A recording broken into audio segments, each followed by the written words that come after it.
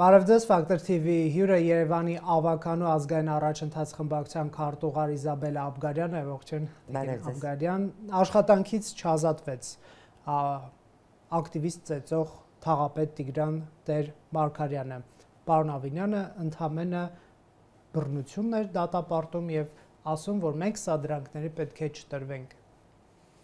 Սա խայտարակություն է, եկեք հասկանանք, որ նախ նույնիսկ առանց ծեծի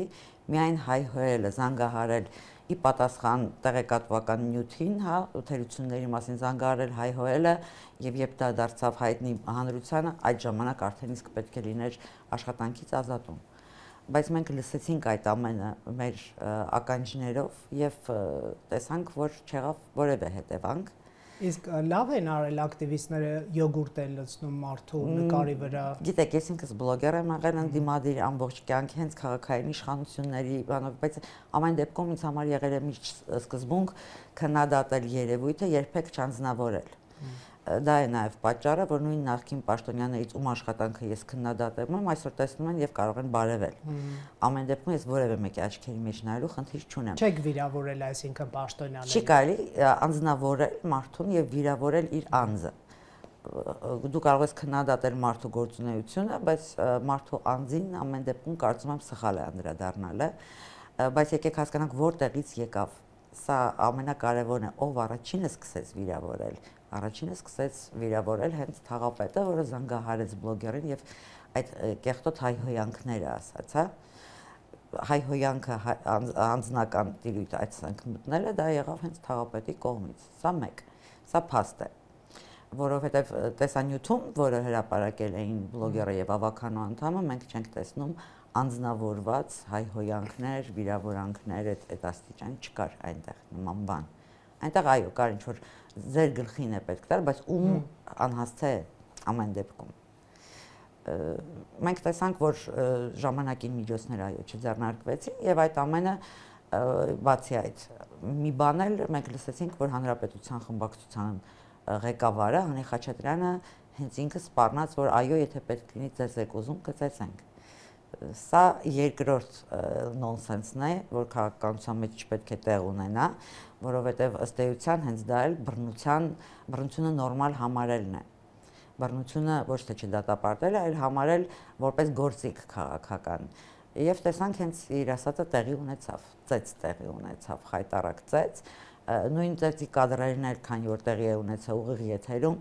կրկին ակնհայտ է, որ առաջին հարվածողը ամեն դեպքում եւ եղավ վարչական շրջանի աշխատակիցը։ Իսկ Տիգրան Աբգարյան, ինչու քաղաքապետը չազատեց աշխատանքից թաղապետին, որովհետեւ ամեն դեպքում ինքը կրում է քաղաքական իմիջի վնաս, որովհետեւ չազատել մարդ ծեծող թաղապետին նշանակում է ինչ որ իմաստով, ինչ որ հարթության մեջ հաշտ լինել այդ գործողության հետ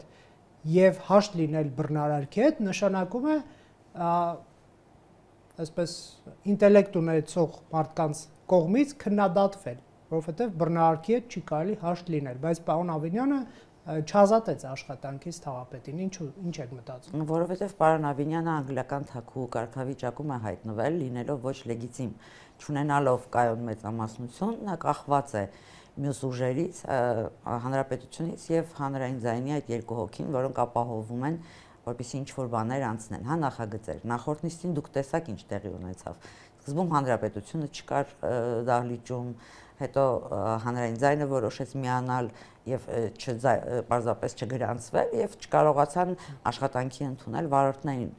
մեքենաների լվացող։ Այնպես որ երբ դու անգլիական թագուհի ես, այո դու կարող ես պահել իշխանությունը ատամներով, գնալով գործարքների անընդհատ, բայց դու պետք է հասկանաս, որ դու դա անում ես այո ի վնաս քո իմիջի, քո ռեյտինգի եւ դու հարվածում ես նաեւ քո քաղաքական ուժին, որովհետեւ կներեք, բայց քաղաքապետը, որը չի կարողանում վարչական շրջանի ղեկավարին անմիջապես զանգահարել եւ ասել դիմումդ սեղանից լինի, դա թույլ քաղաքապետ է եւ վաղը մյուս օրը սա նախադեպ եղավ։ Բոլորը կարող են իրենց ինչ ասես թույլ տալ։ Ես վախենում եմ գնալ ավականու նիստերին արդեն։ դրանից կխոսենք, բայց պարոն Արամ Սարգսյանը ասաց, եթե նույնիսկ պաշտոններից հրաժարվենք, թույլ չենք տա ռուսամետները գան իշխանության, երևի նկատի ունենալով, որ Ավինյանին անվստահություն չեն հայտնի, այսինքն կշարունակեն կողմ քվեարկել եւ այլն եւ այլն։ Դա կարծես որոշակի ամուր հիմք էր պարոն Ավինյանի համար ազատելու թաղապետին եւ այդ չճոճվեր, հա, աթոռը ամեն դեպքում այդ քայլից հետո էլ չազատեց։ Դե ես կարծում եմ, որ դա խոսքեր են, իրականում ես չգիտեմ իրենք ինչ են բանակցել, բայց ակնհայտ է ամեն դեպքում, որ անհնար է պարզապես, որ ղեկավարը լինի դա համայնքի ղեկավար, Երևանի ղեկավար, թե լինի ձեռնարկության ղեկավար, նման բան հանդուրժեր եւ նման հարված։ Եկեք հասկանանք, որ առաջին հերթին Երևանն է դժում։ Նախորդ օրը Մարսելի քաղաքապետն էր ժամանակ եւ Տիգրան Ավինյանը ասում էր, որ մենք կիսում ենք նույն արժեքները։ Դու չես կարող արդեն ասել, որ դու կիսում ես, որովհետեւ Մարսելի քաղաքապետը թույլ չէր տա երբեք, որ իր ենթական ծեծեր, հա, էներխմբակային ծեծի ենթարկել հենց շենքում, որը խորհրդանշում է հենց իշխանությունը։ Այսինքն մենք տեսանք, որ դժում է այո Երևանը, դժում է հերթական անգամ առհասարակ քաղաքապետի ֆիգուրի որպես ինստիտուտի ընկալումը մարդկանց մոտ։ Եվ մենք տեսնում ենք, որ մարդիկ կան արդեն կարող են հանգիստ մտածել, որ թաղապետերը կարող են ավելի ուժեղ լինել, քան քաղաքապետը եւ իրականում թելադրել մի բան էլ։ ԿՊ-ից ասում են, դա Հանրապետություն կուսակցության դաշտում գտնվող հարց է, կարծեմ նախագահը, այսինքն մեզ հետ գործ չունեք, գնացեք թեման վարեք նրանց հետ։ Համամիտ եք նման ձեռք։ Իհարկե համամիտ չեմ, որովհետև քաղաքապետը ամեն դեպքում ԿՊ-ից է։ Եկեք ընդունենք, քաղաքապետը դա Երևանում իշխանությունը երկու մասի է բաժանված՝ քաղաքապետ եւ ավագանի։ Քաղաքապետ կոնկրետ նշված է, ոչ թե տեղակալներ կամ թաղապետեր։ Այսինքն իշխանությունը ամեն դեպքում ԿՊ-ն է, քանի որ Տիգրան Ավինյանը ԿՊ ներկայացուցիչ է։ Եվ այդ պատասխանատվությունը անընդհատ ինչ-որ մեկի վրա գցելը, դա կարծում եմ նորություն չէ։ Մարդիկ պարզապես չեն ցանկանում ստանձնել քաղաքական պատասխանատվություն։ Նույն ավականին, երբ ես ասում եմ, որ պետք չի որ ավականին լինի կուսակցական մարմին, թող լինեն մասնագետներ, միշտ ասում են պետք է լինի քաղաքական պատասխանատվություն։ Արդյոք մենք տեսանք քաղաքական պատասխանատվության որևէ ժեստ։ Սկզբում թաղապետերը հարձակվեցին ավականու անդամների հետ էին կռվում։ Հիշում եք այդ պատմությունը։ Կրկին մենք չտեսանք հետևանքներ։ Ոչ քաղաքական հետևանքեր լինում, այսինքն կուսակցությունը հենց չի դիմում իր անդամին, չի ասում դու լավ բան չես անում, դու արդեն մեզ ես ստվերում,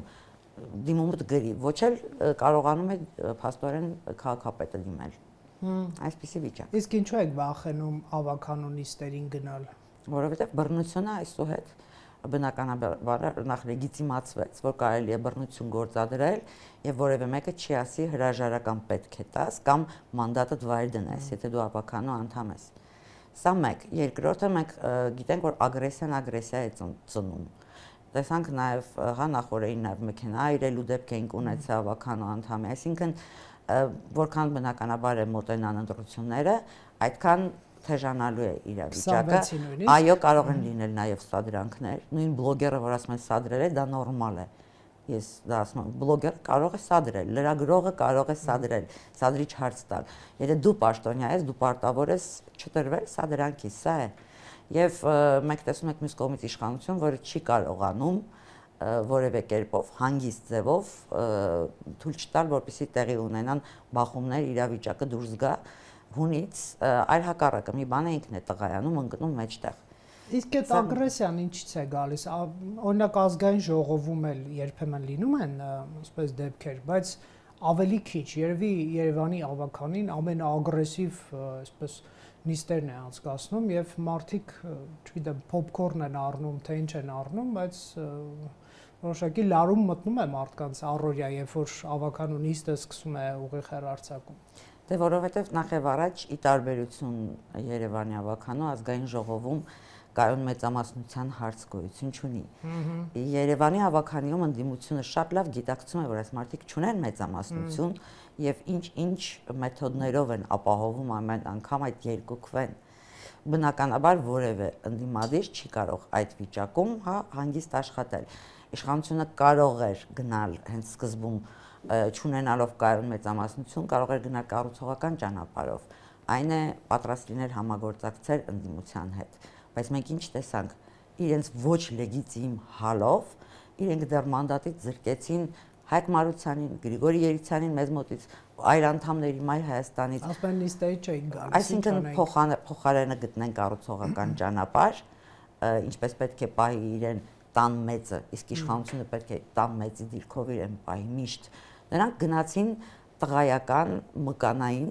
մկաններին զոր տալու, մանդատներից զրկելու, ինչ որ նման ուղով եւ ստացան այնինչ ունենք, իրար չհանդուրժող ավականին։ Իդեպ մկանների մասին պարոն Ավինյանն ասում էր, մեր ոչ մի մկան պետք է չշարժվի, ոչ բիլակները, ոչ ունքը, նման սադրանքների պարագայում TikTok-յան մոլուցքով են տառապում այդ մարդիկ եւ այո, տեսարանը ոչ հաճելիներից էր եւս մեկ անգամ ներողություն եմ հայցում եւ հավատացնում եմ դրանից հետո ինքս եկել եմ բազմաթիվ եզրահանգումներ, սա էլ պարոն Տեր Մարգարյանն էր ասում։ Կան բաներ, որոնք ներողության հարց չեն, որոնք քաղաքական պատասխանատվության հարց են եւ պաշտոնյայի, հենց էթիկայի կանոններից հուշող պատասխանատվության հարց են։ Չունի իրավունք պաշտոնատար անձը, թե նման հայհոյանքներ հնչեցնել շատ լավ իմանալով, որ կարող է ձայնագրվել նաեւ եւ առավել եւս չունի իրավունք ոչ միայն թույլ տալ, որ իր վարչական շրջանի շենքում տեղի ունենա ծեծ, բռնություն, այլ նաեւ անձամբ մասնակցի։ Չկա այստեղ որևէ արդարացում։ Եվ այո, այդ կիսատ երկակի ստանդարտների մոտեցումը, որը մենք տեսնում ենք, լավ տեղ չի բերելու։ Իսկ միգուցե ԿՊ-ի հաշվարկային է, որ դե քրեական գործ է հարուցված, կարող է թաղապետը մեղադրյալ դառնալ, այդ ծիրով պաշտոնից զրկվի եւ հարցը քաղաքական չդառնա, որ հանրապետության աջակցություն չկորցնի։ Շատ լավ, քրեական գործ է հարուցված, սառեցրեք պաշտոնավարումը։ Մի հեռացրեք, սառեցրեք, բայց հասկացեք վարչական շրջանի հենց բնակիչները, որ գնում են թաղապետի մոտ, ամեն 5 շաբթի ընդունելություն կա։ Ինչ մարդիկ գնում են խնդիրներով, այո, զայրացած են գնում։ Ինքս եղել եմ բնակիչների, այդ ընդունելության, երբեմն այո, նույնիսկ կարող են վիրավորել։ Այսինքն դու տեսնում ես, որ խնդիր ես առաջացրել թե բնակիչների համար, թե ընդհանուր համակարգի համար։ Սա չկա, այո, պետք է սառեցվել։ Բերեմ մեկ կոնկրետ օրինակ, երբ մանկապարտեզների շուրջ 11 տնօրեն, եթե հիշում եք, ԱԱԾ-ներ կարծեմ մտել դիմակներով, իբր չարաշահում էին, չէ, հայտնաբերել։ Գործը դեռ չէր գնում, իդեպ մինչ այսօր չկա որևէ մարդ, ով կոնկրետ մեղադրանքով դատվել է, բայց բոլոր մանկապարտեզի վարիչներին կանչեցին եւ ասացին դիմումներդ գրեք։ Սա փաստ է եւ նրանք հեռացան։ Իդեպ այդ թվում կան շատ հարգված եւ շատ պատկառելի տարիների փորձ ունեցող մանկապարտեզների վարիչներ։ Ինչու եթե դու այն էլ ոչ բռնություն է, ոչ բան կասկած է, որ այդտեղ ինչ որ սնդամթերքի հետ կապված գնումների դու կանչում ես 11 մանկապարտեզ գլխատում ես եւ բերում ես իդեպ քո մարդկանց ես այդտեղ նշանակում, իսկ թաղապետերի դեպքում դա չես անում։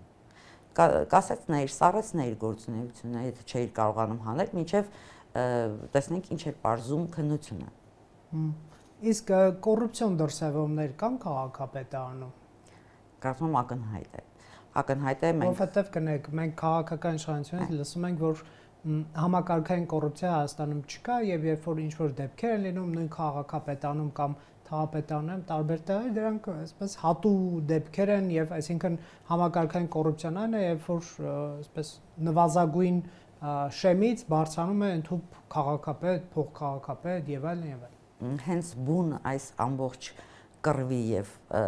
կոնֆլիկտի պատճառը հենց կոռուպցիոն կասկածն էր, որովհետեւ գործ ունեինք ընկերության հետ, տեսանյութում, որտեղ ներկայացված էր շինարարությունը վատ արած ընկերության, որը չգիտես ինչու հենց ԿՊ-ի իշխանության օրոք շահում է բոլոր շահավետ տենդերները, կատարում է վատ աշխատանք։ Ես ինքս որպես հավաքական անդամ 2023-ին բղավում էի պարզապես, որ ինձ չէին տալիս կատարողական թերթիկը եւ ծավալաթերթը, որ ես կարողանայի Գայի Արձանի շուրջ բարեկարգման թվերը տեսնել, թե որքան ինչի վրա է ծախսվել։ Ինձ ասում էին դա կոմերցիոն գաղտնիք է, նույն ընկերության մասին էր խոսքը գնում։ Այսինքն մենք տեսնում ենք, եթե դու թաքցնում ես տեղեկատվությունը։ Իսկ հիմա մենք փոխարենը անհապաղ միջոց նման ընկերություն պետք է հայտնվի սև ցուցակում։ Ասում են մենք չենք ընդունել։ Արդյոք դա կարելի է համարել ընդունելի ոչ, որովհետև խոսքը գնում է մանկապարտեզի մասին, որի բացմանը սպասում են երեխաները եւ մենք գիտենք տեղից սուղ է մանկապարտեզների վիճակը եւ քաղաքապետարանի հենց թե վարչական շրջանի գործառույթը ոչ միայն ընդունել չընդունելն է, այլ նաեւ վերահսկելը։ Ուր էր որտեղ վերահսկողը, ինչու ենք այսքան ժամանակ կորցրել, հա, այդ անորակ շինարարության վրա։ Եկեք հասկանանք, երբ Նիկոլ Փաշինյանը գնացել էր, հիշում եք, ցնցուղ էր պոկում, կախիչներ, ես տեյության նույն բաններ եմ ցույց էր տալիս, որ անորակ բան է։ Պատկերացնում եք, եթե մատակարարը զանգահարեր եւ սկսեր հայհոյել, չերանի, որովհետեւ վարչապետ է։ Բլոգերի եւ ավականու անդամի արածը ճիշտ նույն բանն էր, ցույց տվեցին անորակ ծախսը։ Եթե այդ դրա փոխարեն մենք տեսնում ենք ոչ թե ընկերության հետ է խնդիր առաջանում, իսկ դա ասում եմ 2023-ից եմ դեռ ես այդ ընկերությանը հետևել, այլ տեսնում ենք բոլոր կարևոր շինարարությունները, չգիտես ոնց տրվում են այդ ընկերությանը, որի հա ղեկավարն էլ հենց ԿՊ ցուցակով ներկայացած էր։ Այստեղ գնում է ուղիղ հովանավորչություն։ Պատահականություն չի դա։ Իհարկե պատահականություններ չեն լինում։ Դա իհարկե այսպես ռետորական հարցս։ Մյուս հարցերում է քաղաքացիները անդադ ասում են շինարարության մեջ հատկապես աշխատող, ասում են Տիկին Աբգարյան նախկինից վատ է։ Տեսեք, վերջին տարիներին հատկապես Երևանին հատուկ է դարձել ջրհեղեղները եւ մարդիկ ուղղակի չեն կարողանում անցնել անցումը, որովհետեւ ջուր է լցված, դա նվազագույն վնասն է իհարկե, կան անցումներ, որտեղ ուղղակի առևտրով են մարդիկ զբաղված եւ լճակ է, ոչ թե լճակ, այլ լիճ, ես կասեմ։ Փչանում է։ Փչանում է եւ պատկերացնում եք, ասենք, այնտեղ բաց հոսանք լինի եւ մարդիկ ջրի մեջ կանգնած ինչ տեղի կուներա եւ հետո բոլորը կսկսեն բան անել, էլի, դատապարտող ազգ ենք դարձել։ Պարոն Ավինյանը շատ հետաքրքիր մեկնաբանություն ուներ այս հարցով,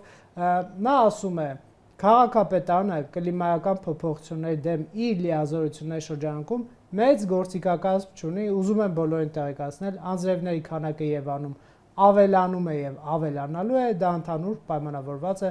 աշխարհում կլիմայով փոփոխությամբ, այսինքն համակերպվենք, հա, որ լողալու ենք, երբ Երևանում անձրև է։ Ցավալի է, որ քաղաքապետը չի պատկերացնում ջրահեռացման այդ ամբողջ մեխանիզմը որքանով է կապված հենց քաղաքապետարանի հետ։ Այո, Veolia ջրի հետ մասամբ կախված է, դա ջրահեռացման այդ համակարգերի մաքրելն է եւ ավելացնելը։ Մենք գիտենք, որ հա կարծեմ քաղաքապետարանից հենց ծրագիր են անում, որպեսզի ավելանա։ Բայց դա ելք չի։ Ջրահեռացումը կախված չի միայն այդ ջրատարների, հա, գործունեությունից։ Հենց ինչպես նա ճիշտ է ասում, այո, աշխարհը գնում է մարտահրավերի, որովհետև շատանում են տեղումները։ Մենք ունենք կլիմայական փոփոխություններ, բայց բոլոր քաղաքները պատրաստվում են բոլոր բաղադրիչներով, Երևանը ամեն ինչ անում է հակառակը։ Որպեսզի հասկանաք ինչ եմ ասում, ինչի հետ է դա կապված։ Առաջինը, ամենտեղ ասֆալտում են, այսինքն եթե դու հողային ծածկույթը փոխարինում ես ասֆալտային ծածկույթով, դու ստանալու ես ավելի քիչ կլանում, քո քաղաքը ավելի շատ ջուր է գալու։ Մենք թույլտվություններ ունենք, հազարներով տրվում են, եթե նկատել եք, նրանցից շատերը կառուցվում են այն վայրերում, որտեղ ծածկույթը չի եղել քար, ասֆալտ։ Մենք տեսնում ենք սեփական տներ, որոնք մարդիկ գնում են մի քանի տուն, իսկ դա հող էր, ծառ էր։ Մենք նույնիսկ ունենք դեպք, որ պարտեզում են արդեն շենքեր կառուցում կամ կանաչ տարածքը, իսկ այդ ամբողջ կանաչ տարածքը հենց երկրորդ գործոնն է։ Կանաչապատումը քաղաքային իշխանությունը պետք է անի հաշվի առնելով այո հենց անձրևը կլանելը։ Իսկ ինչպես է արվում։ Իսկ մեզ մոտ արվում է դեկորատիվ, ինչ որ դիզայնի տեսանկյունից է նայվում ավելի շատ կանաչ տարածքներին, ոչ թե իրենց գործառույթը, ֆունկցիոնալությունը։ Ասեմ ավելի նույն Բրյուսելում եւ այլ քաղաքներում, որտեղ հաճախ են անձրևները, տանիքների հողի շերտով ծածկում է գնում եւ կանաչապատում։ հենց կրկին անձրևաջուրը վերցնելու նպատակ ունի դա։ Իսկ մեզ մոտ շենքերից, եթե նայեք ոնց է փողոցում հայտնվում, շենքերի տանիքից հոսում է գնում է ուղիղ փողոց, մայթ։ Իսկ մայթով անցնում ես, տեղ կա ուղիղ ցնցուղի պես շենքի բանից քո վրա է, հա, լցվում ջուրը։ Այդ ջուրը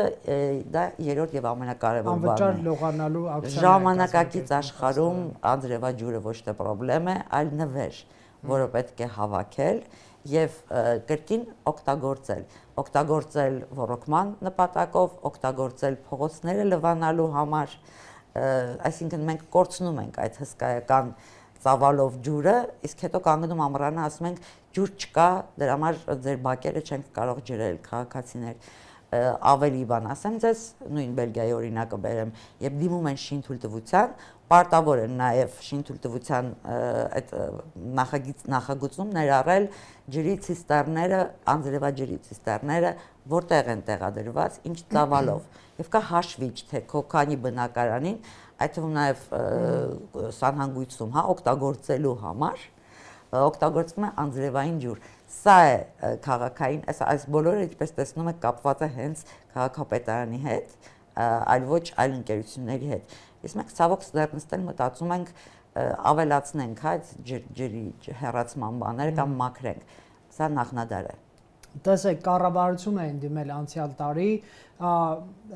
քաղաքապետարանից, որպեսզի Veolia ջրի հետ պայմանագրում արվի փոփոխություն եւ նրանց տրվի նաեւ այսպես ներդրումային փաթեթում ավելացվի նոր ջրահեռացման ցանցերի կառուցում, բայց չունենք այդպիսի տեղեկություններ, որ կառավարությունը մտադիր է փոփոխություն անել, այսինքն այս խոսակցությունը անցած տարի էր ակտիվացել նորից եւ մենք չունենք վերջնաժամկետը։ Այստեղ հնարավոր է խնդրի լուծում, այսինքն խնդիրը Veolia-ի դաշտում դիտարկելով կարող է լուծում լինել, ինչ եք մտածում։ Ոչ, որովհետեւ մենք գործ ունենք ոչ միայն ջրահեռացման խնդրի հետ, մենք գործ ունենք քաղաքաշինական, ինժեներական խնդրի հետ, նաև երբ ասֆալտ են փռում, եթե դուք եղել եք Բաթումիում, չեմ ասում Բրյուսելում, այնտեղ էլ է այդպես թեպետ, Բաթումին մոտիկ է կարող եք տեսնել, ճանապարհերի երկու եզրից թեքություն է տրված, արվակպես, ինչու որովհետև այդտեղ հաճախ անձրևներ են։ Այսինքն դա ինժեներական լուծում է, ինչպես է պետք ասֆալտը անել։ Մենք տեսնում ենք, որ բազմաթիվ քաղաքներում ականատես եմ եղել, որ մայթի վրա էլ կան այդ ջրահեռացման կետերը, որտեղ ջուրը գնում է ամեն դեպքում։ Մեզ մոտ հազվադեպ է նման բան հանդիպել, իսկ մայթի ջուրը ուր է գնում է հայտնվում է փողոցում կամ չի գնում փողոց, գնում է գետնանցում։ Այսինքն ինժեներական, այո, աշխատանքների հետ նաև գործ ունենք մենք։ Ինչ որ բան ինձ հուշում է, որ շուտով on-line տաքսի ծառայությունները նաև նավակի ծառայություն կավելացնեն։ Այո, իսկ եթե նայենք քանի շինթույլտվություն է տրվել, ամեն անգամ ավականու նիստին մենք ստանում ենք փաթեթով, չզեկուցվող իհարկե,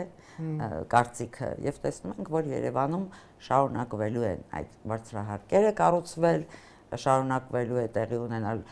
մակերեսների դա բերում է մակերեսի ասֆալտապատման, որովհետև բնակելի թաղամաս են նոր կառուցում, ասֆալտ պիտի անեն եւ այլն։ Մենք դրանից հեռու չենք կարողանում գնանք, ցավոք։ Ընդդիմությունը տապալեց տրանսպորտի, այսպես վճարման համակարգի նոր սակագների բոյկոտը։ Նախ եւ առաջ ընդդիմությունը այո, տապալեց իրենց սկզբնական նպատակը, երբ մենք պետք է մեկ տոմս չունենայինք, այլ դա պետք է լիներ, ինչպես նրանք ասում էին, տուրիստների համար 300 դրամ, հիշում եք այդ փաթեթը։ Այո, 150 դրամը նահանջ էր, որը արվեց իհարկե նաև ընդդիմության, բայց առաջին հերթին հենց մեր ժողովրդի, որը ցույց տվեց, որ չի 100 դրամ եք